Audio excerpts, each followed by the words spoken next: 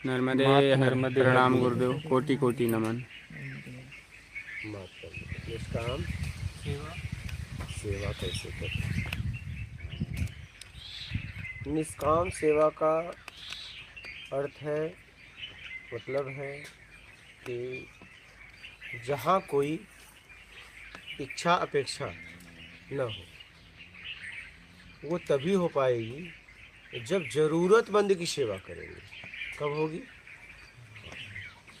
अगर ज़रूरतमंद नहीं है, आप वहाँ कितना भी निष्काम सेवा करें, हो ही नहीं पाएगी।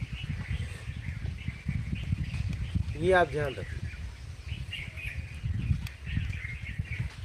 जैसे ढलान नहीं है, ऊंचाई है, तो कितना भी पानी का बहाव दो, वो दे तो दोगे लेकिन आएगा ऐसे, दे दोगे लेकिन आएगा ऐसे, लेकिन ढलान होगा तो चला जाएगा। निष्काम सेवा भी वही होती है जहाँ ज़रूरत हो। ज़रूरतमंद की सेवा करोगे तो निष्काम सेवा हो, और जहाँ ज़रूरत ही नहीं है वहाँ सेवा करोगे तो आपका हम भाव और बढ़ेगा। इसलिए ज़रूरतमंद की सेवा करो, यही मैं आप लोगों से कहता हूँ। ज़रूरतमंद की सेवा करो, ईमानदारी और सत्कर्म। सत्कर्म कब होगा? जब ज़रूरतमंद की सेवा करोगे। तो निष्काम सेवा ज़रूरतमंद के लिए कुछ करोगे तो वहाँ होगी निष्काम सेवा, उसे कहते हैं सत्कर्म। बात समझ में आ गई?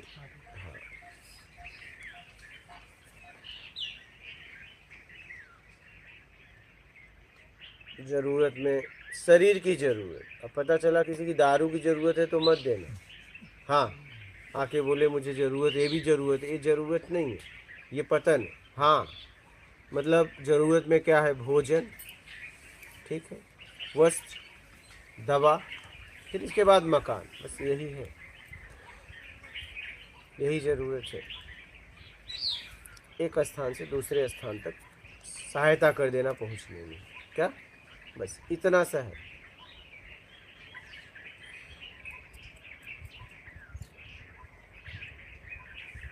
ठीक है, यही निष्काम सेवा है।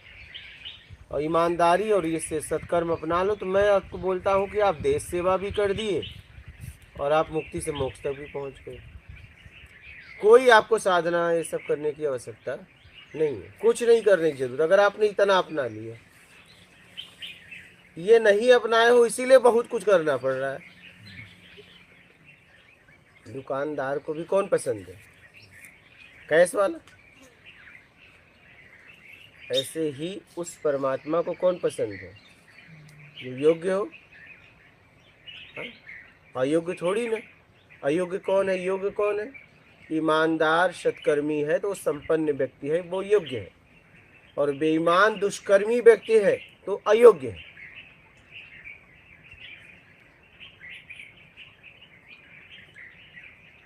समझ रहे?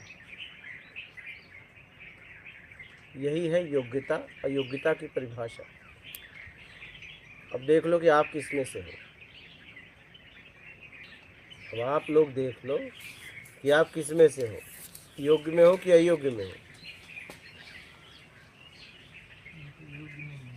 हाँ, अभी तो योग्य नहीं है, इसमें बेईमान। हाँ, वही तो अयोग्य में हो। बस तब क्या परमात्मा ढूंढ रहे हो? मैंने कहा ना कि अगर आप अपने बारे में विचार करें, आप खुद कहेंगे कि ये जन्म छोड़ दो, जिस चाल से मैं चल रहा हूँ लाखों जन्म में भी नहीं पहुँचूंगा। अगर यही चाल रही तो, यही आचरण रहा तो, ये आप खुद निर्णय दे दोगे, कोई और नहीं।